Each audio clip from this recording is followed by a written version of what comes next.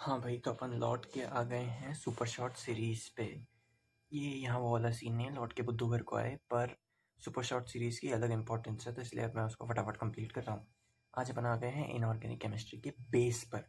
Base, acid base वाला base नहीं, base मतलब बेस वाला बेस, घर का ज़मीन।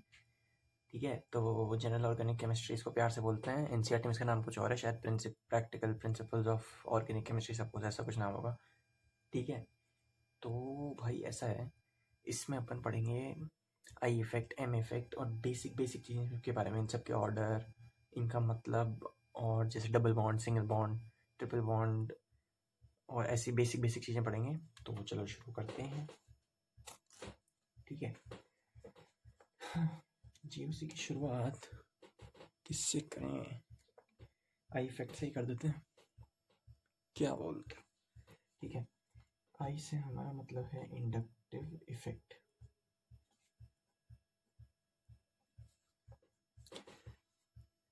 अभी इंडक्टिव इफेक्ट जो होता है ये दो तरह का होता है, प्लस आई या माइनस आई। भी सुपर शॉर्ट सीरीज है, कोई बहुत ज़्यादा एक्सप्लेन नहीं कर रहा मैं बैठ के। ठीक है, बेसिक हम कुछ चीज़ें बता देता हूँ भाई। ऐसा है, डिस्प्लेसमेंट ऑफ सिग्मा इलेक्ट्रॉन जो होता है भाई, इलेक्ट्रोनेगेटिव एटम की तरफ जो होता है ना,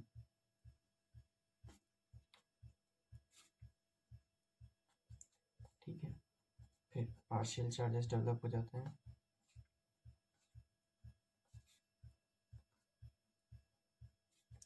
पार्शियल चार्जेस जैसे एक ये बॉन्ड है, इसमें पार्शियल नेगेटिव, इसमें पार्शियल पॉजिटिव। कोवेलेंट बॉन्ड में भी पार्शियली नेगेटिव और पॉजिटिव कैरेक्टर आ जाता है। ठीक है, उसकी बात हो रही है।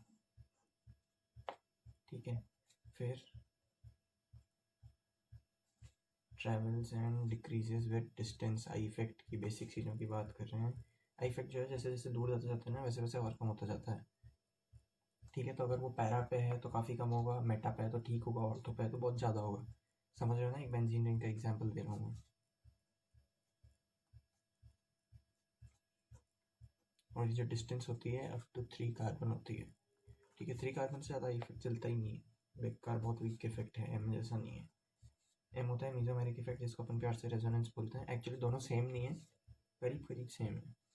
ठीक है, ये अपने काम के साथ है भाई। अपने को चार ऑप्शन में 4 एलिमेंट दे देंगे, कोई से भी, मतलब element in the sense benzene ring वगैरह में कुछ उल्टी सीधी चीज़ें लगा के दे देंगे और बोलेंगे ना सबसे ज़्यादा स्टेबल कौन है। उसमें अपने को अलग अलग चीज़ देखनी होगी, किसमें आई इफेक्ट चल रहा है, किसमें एम इफेक्ट चल रहा है, और ऐसे ऐसे अलग अलग चीज़ें, ये सब स्टेबिलिटी बताती हैं। ठीक है, अब आ जाते हैं order of minus I effect. ठीक है, और ये जो होते हैं ये होते हैं इलेक्ट्रॉन, भाई पुशिंग या पुलिंग? भाई पुलिंग ग्रुप्स, पुलिंग नहीं, कहाँ दिमाग चल रहा है तुम्हारा? इलेक्ट्रॉन पुलिंग, इलेक्ट्रॉन को खींचने वाले अपनी तरफ, मतलब खुद में होता होगा पार्शियल पॉजिटिव चार्ज या फिर पूरा पॉजिटिव चार्ज। ठीक है, अब इनका जो ऑर्डर होता है वो होता है, ठीक है, ये स्पीशी किसके जैसी लग रही है? अमोनिया की छोटी बहन नहीं लग रही है? ठीक है, यहाँ हो जाता है पॉजिटिव चार्ज और ये सब फ्लोरीन इसके सारे इलेक्ट्रॉन खींच रहे हैं। तुम सोचो ये लोन पेयर है भाई, इलेक्ट्रॉन इतनी जोर से खींच रहे हैं, लोन पेयर भी आधा अधूरा इसमें से नहीं चला जाएगा कोवेलेंट बॉन्ड वगैरह बना के। ठीक है, फिर आते हैं, ये 3 डिग्री अमीन दिख रहा है, मतलब अमोनिया के डेरिवेटिव्स को अमीन बोलते हैं, शायद तुमको पता हो, शायद तुमको ना पता हो। ठीक है, ये भी काफ़ी बल्कि ग्रुप्स होता है, तो इतनी ज़्यादा स्टेबल नहीं होती है, तो ये इसकी बात आती है। इन सब पे पॉजिटिव चार्ज देख रहे हो ना, सबको इलेक्ट्रॉन की भूख है। ये क्या है, क्या है ये? इसको बोलते हैं प्राइमरी अमीन या फिर अमोनिया। पर ये प्राइमरी अमीन नहीं है एक्चुअली, ये क्या है, एक वैलेंसी फ्री दिखा रहे हैं इसलिए। ठीक है, और उसके बाद कौन सा ग्रुप आना चाहिए मेरे हिसाब से? NO2। भाई ये बहुत one of the famous groups है, मतलब मोस्ट फेमस। NO2 ग्रुप जहाँ दिख गया तुम लगा दो इफेक्ट, एम इफेक्ट सब लगा दो। ठीक है, बहुत ही स्ट्रॉन्ग ग्रुप है और प्लस इसमें पॉजिटिव चार्ज है, पार्शियली है पर है। ठीक है, फिर आता है अपना साइनाइड ग्रुप, आइसोसाइनाइड नहीं है, ये साइनाइड है। फिर आता है एल्डिहाइडिक ग्रुप, फिर आता है ईथर वाला ग्रुप, मतलब आगे कोई बेसिकली इसके कार्बन चेन ही जुड़ेगी ना, इसलिए ईथर बोल रहा हूँ मैं। फिर कार्बोक्सिलिक एसिड्स, उसके बाद कौन सा आना चाहिए फिर मेरे हिसाब से ना सारे, फ्लोरीन, क्रोमीन, ब्रोमीन, आयोडीन, ठीक है। हेलोजेंस आ गए हैं इस ऑर्डर में कि जो सबसे ज़्यादा इलेक्ट्रोनेगेटिव है वो सबसे ज़्यादा इलेक्ट्रॉन खींच रहा है। फिर आएगा नॉर्मल, भाई ये ether group, ketone group, ether, ketone, aldehyde सब आ गए। और फिर कौन सा आना चाहिए, अल्कोहल, हाँ अल्कोहल, हाइड्रोक्सी ग्रुप बोलते हैं इसको। फिर आना चाहिए एल्काइन, YNE, फिर NH2, ठीक है, ये भी अमीन ही है। एंड और कौन सा, भाई ये जो है ये करीब करीब बराबर होता है किसके, क्या बना रहा हूँ भाई मैं, ये बेंजीन की छोटी बहन फिनाइल, ठीक है, इस चीज़ को बोलते हैं फिनाइल। वो नहीं जो आजकल लोग को पीने का शौक है। ओके, काफ़ी गहरा स्टेटमेंट था, ठीक है। अब आता है एल्कीन और उसके बाद आता है नॉर्मल H, ठीक है, सबसे भी छोटा ग्रुप, सबसे छोटा, लीस्ट, किसी चीज़ पे कोई इफेक्ट नहीं डालता, ठीक है। ये ऑर्डर है, ये तुम दिमाग में देख लो भाई, ऐसा दिखता है ऑर्डर, ऐसे इस पर डायरेक्टली क्वेश्चन कभी नहीं आएंगे कि इन चारों में से सबसे ज़्यादा माइनस का इफेक्ट कौन दिखा रहा है, प्लस का इफेक्ट कौन दिखा रहा है, कभी नहीं, कभी भी नहीं। इसलिए इस ऑर्डर को याद करने की जरूरत नहीं है। इनफैक्ट ऐसा ऑर्डर अपनी एनसीईआरटी में गिवन भी नहीं है। नहीं, मैं ये नहीं कह रहा हूँ एनसीईआरटी की बाहर चीज़ें नहीं आती, एनसीईआरटी के अंदर की तो कम ही आती है, खैर क्या बोले। खैर अब आ जाते हैं प्लस इफेक्ट पे। ये क्या होता है, अगर वो इलेक्ट्रॉन पुलिंग है तो ये होंगे इलेक्ट्रॉन पुशिंग, इनको प्यार से लिख देते हैं electron donating groups.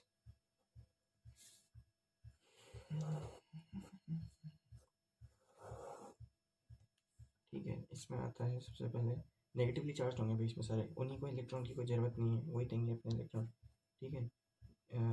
NH, COO, extra group है ये, ठीक है, CH3, एक इधर CH3 और एक और इधर CH3, ठीक है, चारों वैलेंसी फुलफिल हो रही है ना कार्बन की। फिर आएगा अपना ये 2 डिग्री, फिर 1 डिग्री,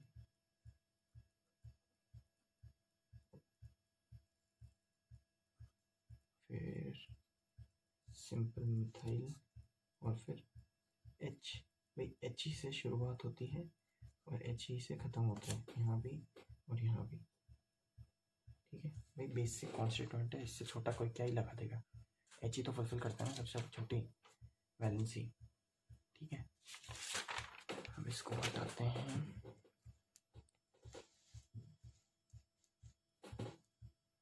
ठीक है। अब आ जाते हैं एसिडिक नेचर पे।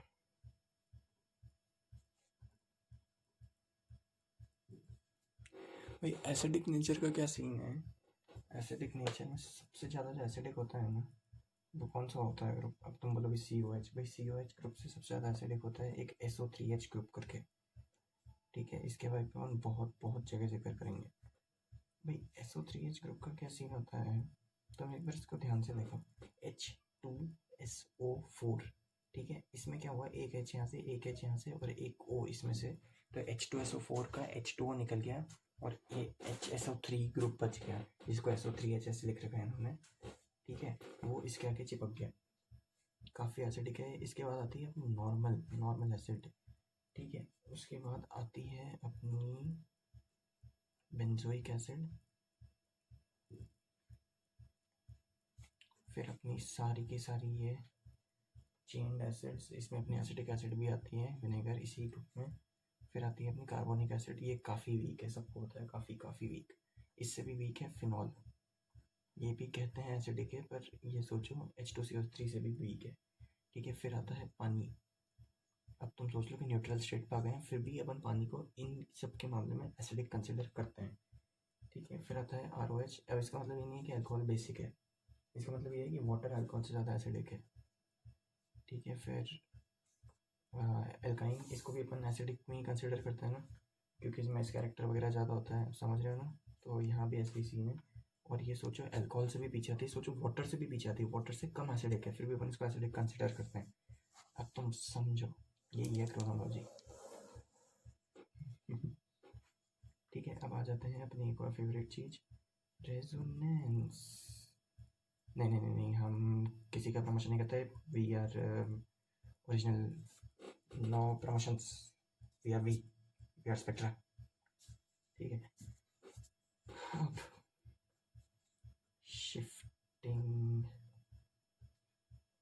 डिस्प्लेसमेंट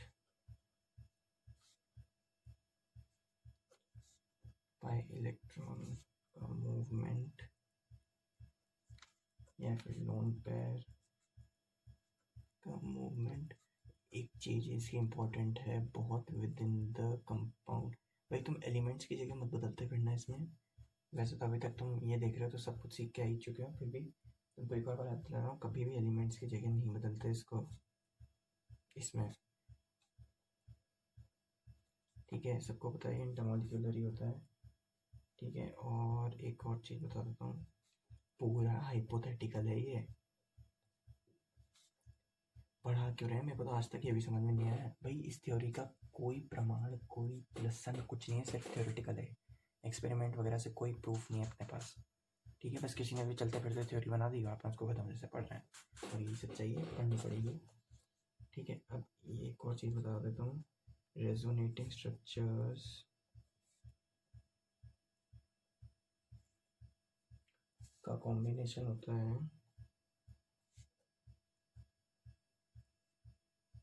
वो स्टेबल प्रोडक्ट बनाता है। ठीक है, और उसको अपन बोलते हैं हाइब्रिड, जैसे बेंजीन का हाइब्रिड अपना गोलू। ठीक है, क्योंकि उसके दो रेजोनेटिंग स्ट्रक्चर है, बताओ तो। अब पांचवा तुमको एक इंपॉर्टेंट चीज़ बता देता हूँ, कॉन्जुगेशन, कि तुमको कहाँ कहाँ रेजोनेंस दिखेगा। भाई जहाँ भी तुमको ये चीज़ दिख रही है ना, क्या क्या चीज़ें, पाई, सिग्मा बॉन्ड और पॉजिटिव चार्ज, या फिर वेकेंट ऑर्बिटल। ठीक है, या फिर पाई, सिग्मा बॉन्ड और लोन पेयर, जैसे ऑक्सीजन वगैरह इन सब में लोन पेयर होते हैं। ठीक है, या फिर पाई, सिग्मा बॉन्ड और एक और स्पीशी होती है अपनी पसंदीदा, फ्री रेडिकल कहते हैं इसको। ठीक है, या फिर pi sigma bond pi bond, ये मेरी फेवरेट रेजोनेंस, जैसे कि अपनी एक और फेवरेट चीज़ में होती है जिसको कहते हैं अपन बेंजीन। फिर आता है lone pair, sigma bond, positive charge. ठीक है, यही बेसिक चीज़ें हैं, इसको दिमाग में बिठा लो। वैसे तुम्हारे बैठे हुई है, मैं बस रिविजन करा रहा हूँ, तुम फील करते रहो बस साथ में बैठे बैठे।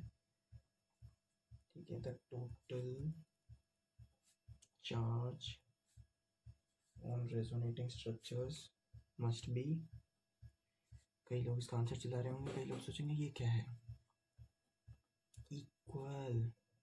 जो लोग सोच रहे हैं ये क्या है, भाई तुम पहले पढ़ के आओ फिर फन शॉट सीरीज देखो।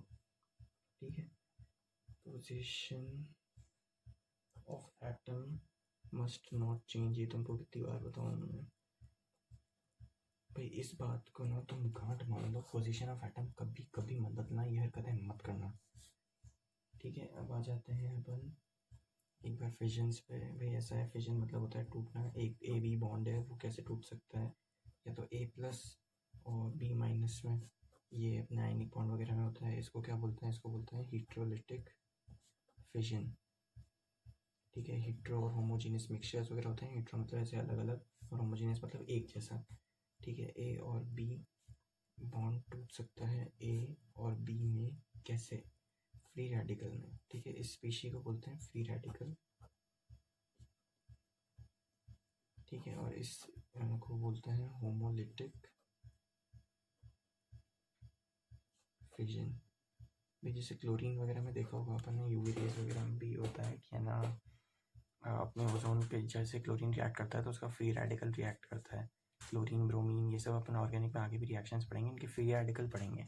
एक इंपॉर्टेंट स्पीशी है ऑर्गेनिक में, अभी इसका जिक्र कर रहे हैं कि ना ये दो तरह से बॉन्ड टूट सकते हैं, या तो फ्री रेडिकल बराबर बराबर टूट गया मतलब इसमें भी एक ही इलेक्ट्रॉन है, इसमें भी एक ही इलेक्ट्रॉन है। इसमें क्या हुआ कि दोनों इलेक्ट्रॉन इसमें आ गए, इसका भी एक इलेक्ट्रॉन जो था वो इसमें आ गया, ऐसा सीन चलता है। ठीक है, अब आ जाते हैं, भाई दिख तो रहा है ना तुमको?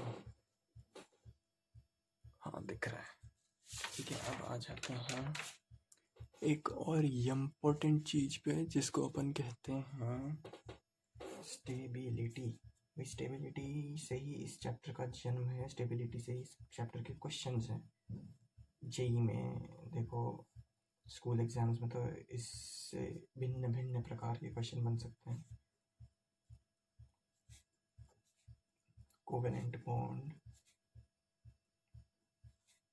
ज़्यादा स्टेबल है मोर नंबर ऑफ कोवेलेंट बॉन्ड से। ठीक है, बेसिक डिफरेंस। ठीक है, neutral species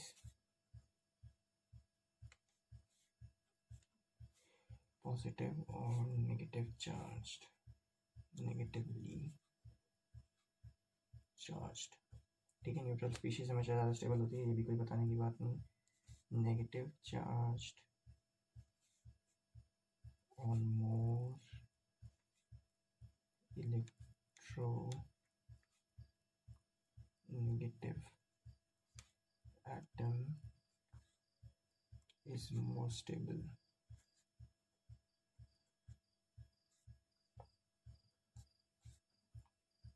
Near same charges, positive positive. भाई एक कोई भी एक बड़ा सा तुमको केमिकल दे रखा है, ठीक है, सपोज यही है, यहाँ एक और कुछ अपनी चेन लगी हुई है, यहाँ एक क्लोरीन ग्रुप लगा हुआ है, यहाँ एक OH ग्रुप लगा हुआ है। अब सपोज करो यहाँ है पॉजिटिव चार्ज, यहाँ है पॉजिटिव चार्ज, तो ये तो बिल्कुल ही स्टेबल नहीं है, एकदम पास पास हो गए। अब सपोज करो कि इसी में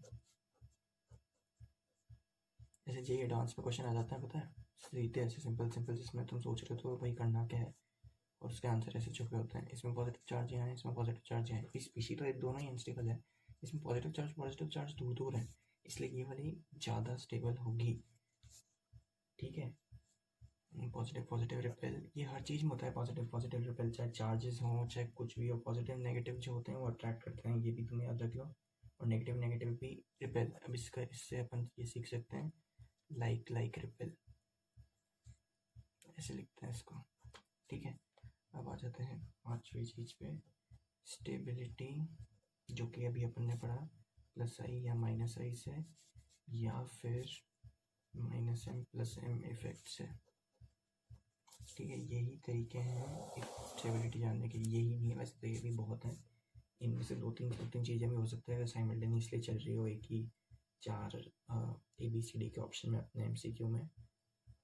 अब आई इफेक्ट की बात करनी है, उस इफेक्ट की बात करते हैं जो अपने को स्टेबिलिटी बताएगा, मेसोमेरिक इफेक्ट।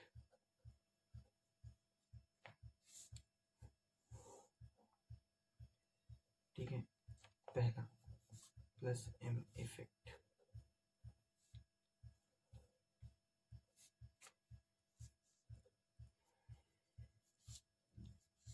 ठीक है, ये क्या करता है, donates an electron through resonance. ठीक है, ये भाई प्लस एम इफेक्ट में प्लस है नाम, तो वो प्लस में क्या करेगा, अपने आप को प्लस बना लेगा, एक इलेक्ट्रॉन डोनेट करके अपने आप को प्लस बना लेगा, इन द सेंस वो अपने ऊपर से चार्ज कम कर देगा। ठीक है, खुद वो जो भी कंपाउंड दिया हुआ है अपने को। ठीक है, और माइनस एम इफेक्ट तुम खुद ही सोच लो, इसका बिल्कुल उल्टा होगा। ठीक है, इलेक्ट्रॉन विथड्रॉ थ्रू रेजोनेंस। ठीक है, बस ये है सिंपल सा। अब प्लस एम इफेक्ट का क्या है कि जब रिंग से जुड़ा एटम अपने से ज़्यादा इलेक्ट्रोनेगेटिव एटम से जुड़ा हो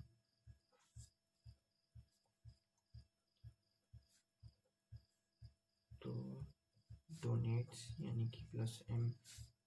ठीक है, और माइनस एम में जब रिंग से जुड़ा एटम में से ज़्यादा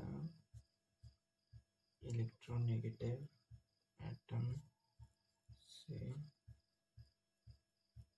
जुड़ा हो। ठीक है, अब इसका जैसे मैं तुमको सपोज बताऊँ, ये अपनी बेंजीन है, ठीक है, और यहाँ है OH, ठीक है, तो ये आ गए अपने लोन पेयर। और वैसे ही यहाँ है अपनी बेंजीन, ये ठीक है एल्डिहाइड बना दे, ठीक है, यहाँ है लोन पेयर। ठीक है, अब इससे क्या समझ में आया, प्लस एम उसमें होगा जब रिंग से डायरेक्टली जुड़ा जो एटम है वो उससे ज़्यादा इलेक्ट्रोनेगेटिव है। ऑक्सीजन भाई इससे तो ज़्यादा इलेक्ट्रोनेगेटिव है ना, देखो ये इसके इलेक्ट्रॉन खींच लेगा तो ये डोनेट कर देगा, तो ये प्लस एम इफेक्ट करेगा। ठीक है, और जब रिंग से जुड़ा एटम अपने से ज़्यादा इलेक्ट्रोनेगेटिव एटम से ना जुड़ा हो, तो अब ये जिससे ज़्यादा इलेक्ट्रोनेगेटिव एटम है, कार्बन कार्बन कोई ज़्यादा इलेक्ट्रोनेगेटिव तो है नहीं, बिल्कुल बराबर ही है। और ऑक्सीजन इससे दूर जुड़ा हुआ है, कोई डायरेक्टली नहीं आ रहा। ठीक है, तो ये रेजोनेंस वैसे तो है इसमें, क्योंकि एक तो बेंजीन है, ऊपर से lone pair, 5 bond, sigma bond, सब है इसमें, तो रेजोनेंस ही रेजोनेंस है। इसमें बात रेजोनेंस की भी नहीं है, बात मेसोमेरिक इफेक्ट की है कि इसमें माइनस एम इफेक्ट ही लग रहा है। ठीक है, इससे ज़्यादा इसको संक्षेप में मैं नहीं समझा सकता। अब आ जाते हैं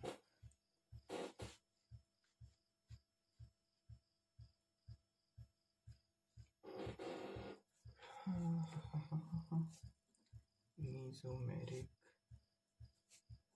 इफेक्ट ओनली एक्ट्स, किस पे एक्ट करता है भाई, on ortho and para positions, यानी OP। ठीक है, चाहे -m हो या +m हो, मेसोमेरिक इफेक्ट डोनेट्स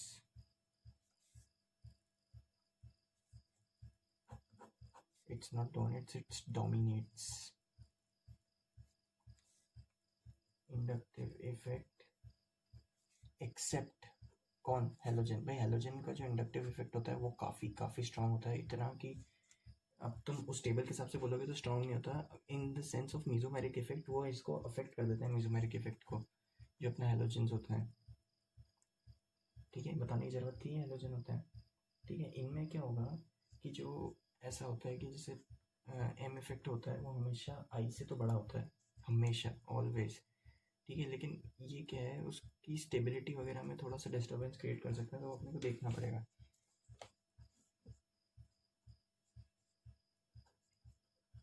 इफेक्ट का ऑर्डर अगर अपन ने आई का पढ़ा था तो एम के साथ भेदभाव कैसे कर सकते हैं, एम का भी पढ़ेंगे। ठीक है, इसमें आते हैं हमेशा प्लस वाले। ठीक है, वापस वही NO2 प्लस, मैंने तुमको बोला था NO2 तो अपनी फेवरेट चीज़ है, फिर साइनाइड, फिर एल्डिहाइड, फिर कीटोन। एल्डिहाइड कीटोन भाई एकदम भाई भाई हैं, हमेशा साथ में चलेंगे, इतने भाई भाई हैं कि इनका जो चैप्टर है वो भी साथ में ही है, एल्डिहाइड कीटोन। ठीक है, और फिर आएगा अपना क्या आएगा क्या आएगा क्या आएगा, बताओ बताओ बताओ, तुमको 1000 बार बोला है, H से ही ख़त्म होगा, सबसे छोटी स्पीशी है। ठीक है, अब तुम सोचो अगला किसका ऑर्डर आएगा, +m इफेक्ट का आएगा ना भाई।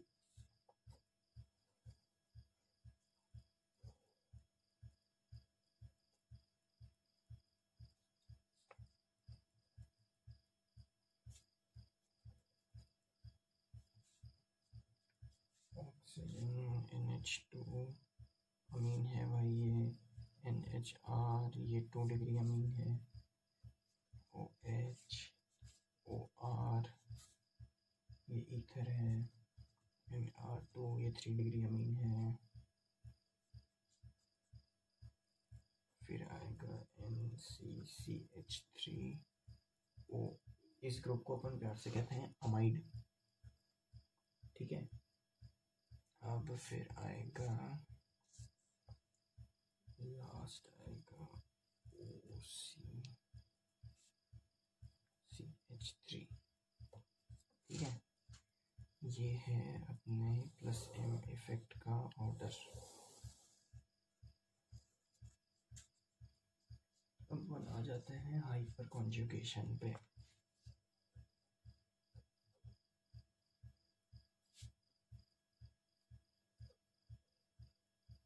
भाई नाम से हाइपर है, चीज़ बड़ी सिंपल है।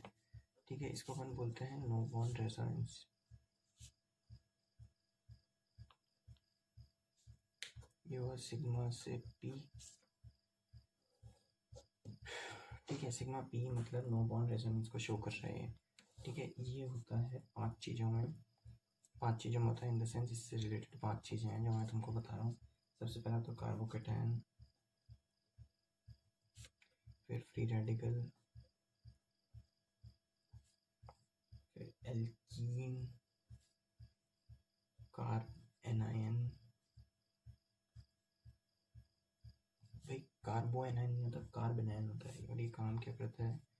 Increases stability from alpha hydrogen, यानी उस कार्बन के बगल वाले कार्बन के लगे हुए हाइड्रोजन। ये स्पीशी होती है कार्बन एनायन। इस स्पीशी को अपन प्यार से बोलते हैं एल्कीन। इस स्पीशी को अपन प्यार से बोलते हैं free radical, ethyl free radical कह लो तुम। इसको अपन बोलते हैं कार्बोकेटायन। ठीक है, ये हो गई इसकी बेसिक बात। ठीक है, अब जो नो बॉन्ड रेजोनेंस स्ट्रक्चर होते हैं वो होते हैं नंबर ऑफ अल्फा हाइड्रोजन। जो शब्द मैंने बोले इनका क्या मतलब हुआ? भाई ऐसा है, ये जो नो बॉन्ड रेजोनेंस की अपन बात कर रहे हैं, इसके भी तो रेजोनेंस स्ट्रक्चर होंगे। स्ट्रक्चर्स, ठीक है, ये इज इक्वल टू होते हैं नंबर ऑफ अल्फा हाइड्रोजन के। ठीक है, कोई स्पीशी है CH3 CH2 CH3 CH। अब अपन अगर इस स्पीशी पे सपोज यहाँ लगा दें एक ये, ठीक है, तो ये बेसिकली ये हो जाएगा CH1 ही है, ये 2 नहीं है। ठीक है, इधर आएगा CH2, इधर आएगा CH3। अब इसके जस्ट बगल वाले कार्बन पे कितने हाइड्रोजन हैं? ठीक है, 1 2 3 और 1 2, ये हुए 5। ये होते हैं अल्फा हाइड्रोजन, इसको बोलते हैं अल्फा हाइड्रोजन, और इन दोनों कार्बन को बोलते हैं अल्फा कार्बन। ठीक है, सबसे ज़्यादा स्टेबल अब कौन सा होगा खुद ही सोच लो, जिसके चारों तरफ कार्बन लगे हुए हों। ठीक है, वैसे वो इतना स्टेबल नहीं होता, बीच में एक्चुअली इसमें पॉजिटिव चार्ज आ ही जाएगा। चारों तरफ कार्बन लग कैसे सकते हैं, तो बिल्कुल अनस्टेबल है। 3 तरफ आएगा तो वो सबसे स्टेबल स्पीशी होगी। उसमें स्टेरिक हिंड्रेंस का इशू होता है पर होगी स्टेबल। ठीक है, तो वैसे इसमें 5 रेजोनेटिंग स्ट्रक्चर्स हैं, ये डिपेक्ट करना चाह रहे हैं ये इस चीज़ से। ठीक है, तो अब बेसिकली अल्फा हाइड्रोजन और ये सब एक्सप्लेन कर दिया। अब आ जाते हैं हाइपर कॉन्जुगेशन वर्सेस मेरा फेवरेट टॉपिक सिस ट्रांस।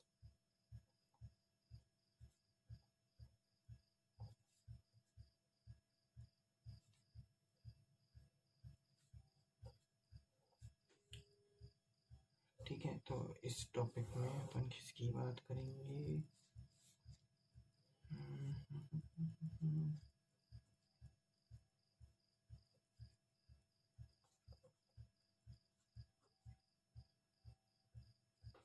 है कहीं सिस ट्रांस इसमें? ठीक है, अब भाई ऐसा सीन है कि अगर अपन इसमें H स्पेशी ये डाल दें और मैं तुम्हें लगा दूँ एक CCH3 CH3,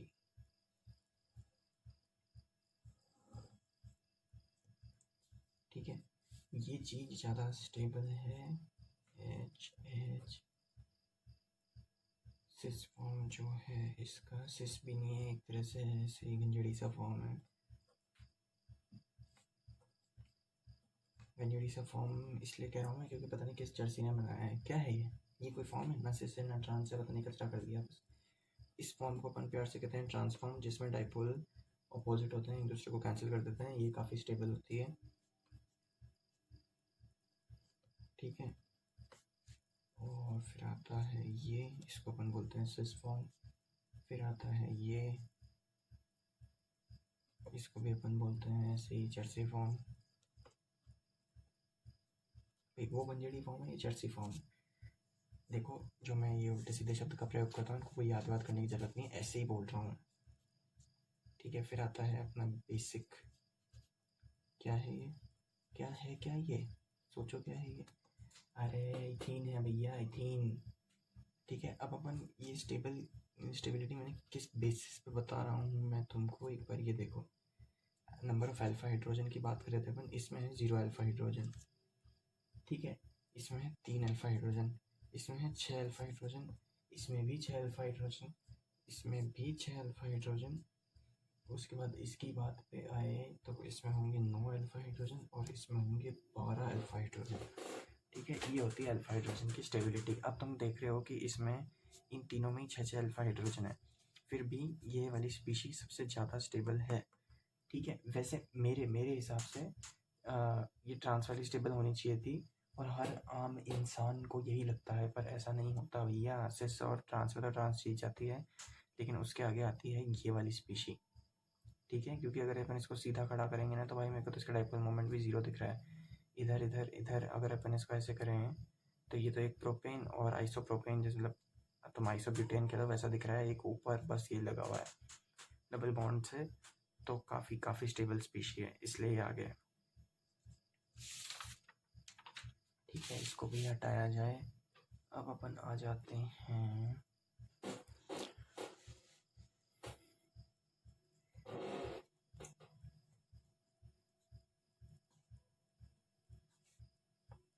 कार्बोनाइन, यार कार्बोनाइन मैंने खुद नहीं गलत लिख दिया। ठीक है, तुमको भी सीख मिल गई भाई। वैसे कोई पता है इसका लोड नहीं है, तुम बोर्ड तो दे नहीं रहे हो कि 11वीं में। स्कूल एग्जाम में ऐसे गलत सलत स्पेलिंग लिखोगे तो कोई नहीं देख रहा। नहीं, कोई सन की टीचर हो तो हो सकता है नंबर कट जाए, इसलिए भैया सही याद कर लो। हाइपर कंजुगेशन, कॉन्जुगेशन नहीं, कंजुगेशन, कंजुगेशन। ठीक है, अब इसमें क्या है, carbon ion with hydrogen does not show hyper conjugation. अभी कार्बन आयन में तो बिल्कुल ही उल्टा सीन चलता है। जो कार्बोकैटायन और फ्री रेडिकल में तुमने सीखा है ना, सबको इसमें उल्टा चलता है। जितने कम अल्फा हाइड्रोजन उतना अच्छा, उसमें जितने ज़्यादा उतना अच्छा। ठीक है, बट BUT सिंगल टी है भैया। एक मिनट, ठीक है, विथ मोर, पुरानी बातों पे मिट्टी डालो। An atom like F, F fluorine है भैया, क्या कर रहे हो तुम। Fluorine, bromine, iodine, oxygen, nitrogen, it shows hyper conjugation. ठीक है, अब मोर इलेक्ट्रोनेगेटिव एटम जैसे कि आ जाते हैं फॉन्सिल ब्रेसी, एक्चुअली ये ओ आ गया आएगा, ये मैं कोई ऑर्डर एक्चुअली ये है नहीं, ये समझ लो कि ना ये कॉमा करके लिखे हुए हैं। ठीक है, वैसे अब हमें पता है इसकी बात करनी नहीं चाहिए, हो गया इसका बहुत। अब आ जाते हैं अपन एक और कंजेडी कंपाउंड पे, जो कि तुम्हारी ज़िंदगी पर बात करने के लिए काफ़ी है। ये आपको बहुत बहुत बीमार कर सकता है। ठीक है, नहीं भाई तुम किसी ऐड से रिलेट कर रहे हो, मेरे को पता है, ये उसी से रिलेटेड है। एक्चुअली क्या है, इसको अपन बोलते हैं एरोमेटिक कंपाउंड्स। ये एरोमेटिक कंपाउंड क्यों होते हैं, इनकी 4 चीज़ें होती हैं। देखो भाई, पहली चीज़ तो अभी चालू करेंगे, उसके पहले मैं बता देता हूँ, ये बहुत बहुत एक्स्ट्रॉर्डिनरीली स्टेबल होते हैं। ठीक है, पहली चीज़ होती है, ये होते हैं साइक्लिक। ठीक है, अब तुमको दिख जाएगा ये साइक्लिक है। ठीक है, दूसरी चीज़ होते हैं कॉन्जुगेटेड, ये भी तुमको दिख जाएगा कि कॉन्जुगेटेड होते हैं। उसके बाद एक चीज़ आती है प्लेनर, ये तुम्हारा बाप नहीं बता सकता, मतलब तुम्हारे पिताजी नहीं बता सकते। बेसिकली ऐसा है कि नहीं, तुम भी नहीं बता सकते भाई। ऐसा है 7 तक तो जो होता है ना, जो 6 कार्बन वाले रिंग है, 7 कार्बन वाले रिंग तक तो मैं बता देता हूँ, ये सब होते हैं प्लेनर। ठीक है, उसके बाद कोई गारंटी नहीं है कौन प्लेनर है कौन नॉन प्लेनर है, ये सब तुम पढ़ ही नहीं सकते, इम्पॉसिबल है ये सब पढ़ना। या तो तुमको गिवन होगा, या फिर ऐसा क्वेश्चन ऐसे रिलेटेड नहीं आ सकता जिसमें अपन ये प्लेनरिटी ना बता सके। ठीक है, 4n+2 इलेक्ट्रॉन रूल फॉलो करता है ये।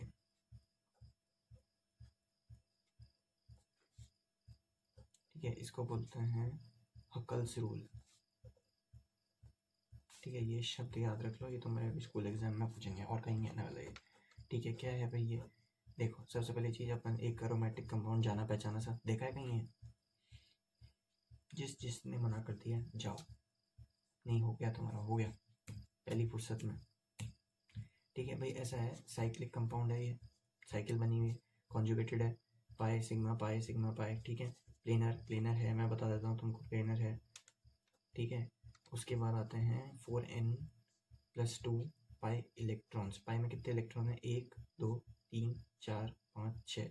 4n+2 में तुम n1 रख के देखो, आएगा 4+2 यानी 6। यानी ये है अरोमेटिक, चारों लेवल क्वालिफाइड। ठीक है, अब इसमें आती है तीन चीज़ें, अरोमेटिक, नॉन अरोमेटिक और एंटी अरोमेटिक। ठीक है, अब अरोमेटिक की बात करी है तो यहाँ एक छोटी सी बात कर लेते हैं नॉन अरोमेटिक की। ठीक है, नॉन अरोमेटिक और अरोमेटिक में सिर्फ इतना फ़र्क होता है कि बेसिकली ये साइक्लिक भी नहीं हो तो भी नॉन अरोमेटिक, कॉन्जुगेट नहीं हो तो भी नॉन अरोमेटिक, प्लेनर नहीं हो तो भी नॉन अरोमेटिक, और 4n pi electron rule follow ना करे तो भी नॉन अरोमेटिक। मतलब बाकी जितने भी कंपाउंड है सब नॉन अरोमेटिक है। अब एक और स्पेशल तरह के कंपाउंड आते हैं, वो होते हैं एंटी अरोमेटिक। ठीक है, ये सबसे ज़्यादा अनस्टेबल कंपाउंड होते हैं, इनको कोई नहीं बनाना चाहता ना ये खुद बनने चाहते हैं। इनमें क्या दिक्कत होती है? साइक्लिक होता है, कॉन्जुगेटेड होता है, प्लेनर होता है, सब कुछ सेम होता है। एक चीज़ दिक्कत होती है, ये 4n इलेक्ट्रॉन रूल फॉलो करते हैं। 4n+2 पाई इलेक्ट्रॉन नहीं, 4n पाई इलेक्ट्रॉन, बस 4। ठीक है, ये होता है, ये भी होता था, कल रूल ही है, पर बेसिकली अपने एनसीईआरटी में नहीं दिया हुआ, जेई वगैरह में पूछ लेते हैं। ठीक है, अब ये एंटी एरोमेटिक में क्या सीन होता है, जैसे अपन ने ली ये रिंग। ठीक है, ये देखिए, कहीं देखी होगी, कहीं हाइपोथेटिकली बना दी हो तो, पर ये इम्पॉसिबल है बनाना। 1 2 3 4 साइक्लिक है, कॉन्जुगेटेड है, प्लेनर है, लेकिन 4 पाई इलेक्ट्रॉन रूल फॉलो कर रही है। ठीक है, सिमिलरली 8 में भी यही दिक्कत होगी, सेम सब में भी यही दिक्कत होगी, जिनमें भी 4n पाई इलेक्ट्रॉन। ये चलेगा 2 में, क्योंकि अगर 0 लग दो तो 2, फिर चलेगा ये 6 में, फिर चलेगा 10 में, ऐसे ऐसे ही चलता रहेगा। ठीक है, और ये चलेगा 4 8 12। अभी तो गणित तुमको आती है यार, सीक्वेंस इन सीरीज चैप्टर चल रहा है ऐसा लग रहा है। ठीक है, नॉन एरोमेटिक की बात हो गई, बाकी जितने बचे सब नॉन एरोमेटिक। ठीक है, एंटी एरोमेटिक की बात हो गई, नॉन एरोमेटिक बात हो गई, एरोमेटिक की बात हो गई। ठीक है, अपने तुम्हारा करीब करीब ये चैप्टर हो गया है ख़त्म। अब तुमको बात कर लेते हैं कार्बोकेटायन की। कार्बोकेटायन जो होता है, स्पीशी होती है पॉजिटिव चार्ज, जैसे अपनी ये CH3+, इसको बोलते हैं मिथाइल कार्बोकेटायन, इसके अगली को बोलते हैं इथाइल कार्बोकेटायन। ठीक है, ये जो है ये होती है रिएक्शन इंटरमीडिएट। रिएक्शन इंटरमीडिएट का मतलब है कि रिएक्शन जो होता है उनके बीच में 4-5 स्टेप्स हो सकती है ना, इंटरमीडिएट स्टेप्स, उनमें से स्टेप्स में ये चीज़ें बनती है। ठीक है, अगर अगर ये कार्बोकेटायन डबल बॉन्ड ये जस्ट बगल वाला हुआ तो इसको अपन बोलते हैं अलाइल। ठीक है, और ये कार्बोकेटायन डबल बॉन्ड पे ही हुआ,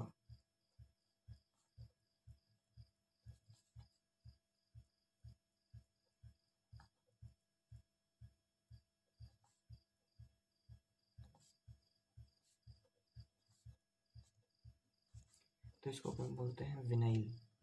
ठीक है, विनाइल शब्द तुमने कहीं ना कहीं सुना हो, मैं बताता हूँ कहाँ सुना है। पीवीसी सुना है, पीवीसी पाइप्स, ये होता है पॉलीविनाइल क्लोराइड। ठीक है, इस विनाइल पे अपना क्लोरीन वगैरह लगा होता है, काफ़ी एक प्लास्टिक जैसा मटेरियल होता है, इससे अपने पाइप्स वगैरह ये सब बनते हैं। घरों में भी हो सकता है तुम्हारे यही यही वाले पाइप्स लगे हों, काफ़ी अच्छा ड्यूरेबल लॉन्ग स्ट्रॉन्ग मटेरियल है, लेकिन बस वही प्लास्टिक की कैटेगरी में आता ही है, तो वही नॉन बायोडिग्रेडेबल, बड़ी दिक्कत कॉज करता है। ठीक है, अब ये जो होते हैं, it is an electron deficient species, सबको पता है।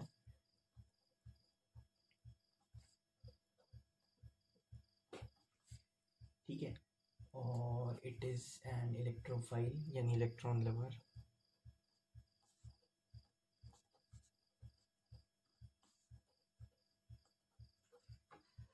ठीक है, और sp2 हाइब्रिडाइजेशन होता है इसका।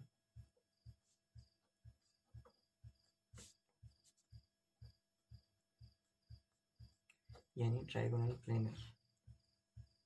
और स्टेबिलिटी जो है resonance M plus minus, hyperconjugation inductive plus minus, ठीक है, कोई कुछ नहीं है। अब मैं एक बेसिक तुमको ऐसी चीज़ बताता हूँ कि है ना, इसका order of stability of carbocation species,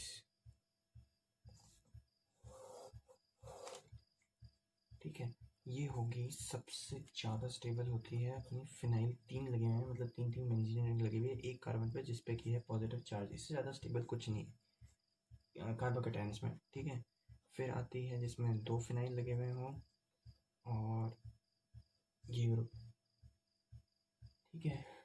अब आती है अपना ग्रुप एक अलग जिसमें लगा हुआ हो CH3 3, फिर C+, इसके बाद एक सिंगल फिनाइल वाली आएगी। एक्चुअली ये जो CH3 वाले ग्रुप होती है ना, ये ज़्यादा स्टेबल होती है सिंगल फिनाइल वाले से। कुछ फील हो रही है बात? यहाँ तुमको फंसा सकते हैं, बहुत अच्छी चीज़ है। ये जो 3 वाली स्पीशी होती है जो कि फिनाइल से भी ज़्यादा स्टेबल होती है, क्योंकि इसमें तो खाली हाइपर कॉन्जुगेशन हो रहा है, इसमें तो M इफेक्ट हो रहा है। तुमको पता था ना, M हमेशा ज़्यादा स्ट्रॉन्ग होता है। ये है उसका काउंटर, ठीक है, हमेशा नहीं होता लक्ष्मण, ठीक है। अब आते हैं CH2 प्लस और CH डबल बॉन्ड CH2, ठीक है। ये है कौन सी स्पीसी? अलाइल, अलाइल स्पीसी है भैया। विनाइल की अपन बात करते नहीं हैं क्योंकि अपन है अच्छे लोग भाई, कहीं जिक्र नहीं है ना अलाइल का ना विनाइल का। वो तो मैं एहसान कर रहा हूँ तुमको बढ़ा के, नहीं एहसान नहीं कर रहा हूँ भैया, ऐसे ही बोल रहा हूँ मैं। CH3 CH2 positive, CH3 plus, ठीक है, ये करा दिया अपन ने फिनिशिंग। अब आ जाते हैं, भाई कार्बन बताने की ज़रूरत है क्या? नहीं, लगता नहीं है। अभी फ्री रेडिकल बताने की भी ज़रूरत नहीं है। फ्री रेडिकल में हाइब्रिडाइजेशन, ट्रायगोनल प्लेनर, कोई पिरामिडल, जैसे उसमें ट्रायगोनल प्लेनर होती है कार्बोकैटायन में, उसमें पिरामिडल होती है। ये पैरामैग्नेटिक स्पीशी होती है, हमेशा अनपेयर्ड अनस्टेबल होती है, शॉर्ट लिव्ड होती है। 2 फ्री रेडिकल कंबाइन करके न्यूट्रल स्पीशी बना लेते हैं। इसमें भी सेम टू सेम यही ऑर्डर चलता है, बिल्कुल सेम, कोई अंतर नहीं है, ठीक है। फिर कार्बोनाइन इसका बिल्कुल उल्टा होता है। और क्या बता सकते हैं तुमका भी, ऐसा है रिएक्शन इंटरमीडिएट्स में एक और आता है कार्बीन, वो तुम्हारे सिलेबस में है नहीं इसलिए मैं तुमको बता नहीं रहा। ये कार्बीन के ना बहुत अंदर डेप्थ में सीन चलते हैं। इसमें क्या होता है, जैसे ये 2 बॉन्ड तो बने हुए हैं और एक लोन पेयर कार्बन पे पड़ा हुआ है। ये बहुत ही न्यूट्रल भी स्पीशी है, शॉर्ट लिव्ड भी है, लेकिन हाईली अनस्टेबल भी है। भाई हाईली अनस्टेबल और न्यूट्रल यहाँ देखो काउंटर हो रहे हैं कि नहीं हो रहे हैं, दोनों अलग अलग चीज़ें आपस में काउंटर हो रही है। अब ये जो होता है, ये इसके टाइप्स होते हैं, जैसे कि ये है अपना मिथाइल कार्बीन बोलते हैं, या फिर इसको बोलते हैं मिथाइलिन, ठीक है। ये डबल बॉन्ड से इधर उधर जुड़ भी जाता है। फिर फिनाइल कार्बीन भी होता है। अब ये जो होते हैं, ये 2 तरह के होते हैं, हॉट मिथाइलिन और दूसरा सोचो कोल्ड मिथाइलिन, ठीक है। इन दोनों में फ़र्क ये होता है, हॉट मिथाइलिन में तो जो होते हैं एक ही स्पिन में एक ही साथ होते हैं, और इसमें जो होते हैं 2 अलग अलग स्पिन में होते हैं, ठीक है। अब इसके तुम ज़्यादा डेप्थ में ज़्यादा घुसने की कोशिश मत करना, ठीक है। हॉट मिथाइलिन ये होता है हमेशा डायमैग्नेटिक, ये होता है हमेशा पैरामैग्नेटिक। ये हमेशा violate Hund's rule of maximum multiplicity, ये follows Hund's rule of maximum multiplicity. ये दिख रहा है ना होम्स रूल चलता हुआ है ना भाई। तुम्हारे मतलब जेई वगैरह में आने के तो rarest of the rare chance है, अगर किस्मत ही फूटी हुई हो तो, बाकी तो कोई चांस नहीं है। स्कूल एग्जाम में तो चलो एनसीईआरटी में दिया हुआ भी नहीं है, कोई चांस ही नहीं है आने का, ठीक है।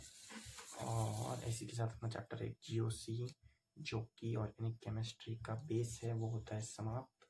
और इन दोनों को ऐसे एक चीज़ मैं बता दूँ, कोल्ड मिथाइलिन को बोलते हैं ट्रिपलेट और उसको बोलते हैं सिंगलेट। ये एक चीज़ याद रख सकते हो तुम, अगर बहुत ही ज़्यादा भाई तुमको 360 में से 360 नंबर लाना है जी में, मतलब 300 में से 300, तो नीट में तो भूल जाओ भैया ये आएगा, ठीक है। GOC होता है अपना समाप्त एंड दिस एंड्स।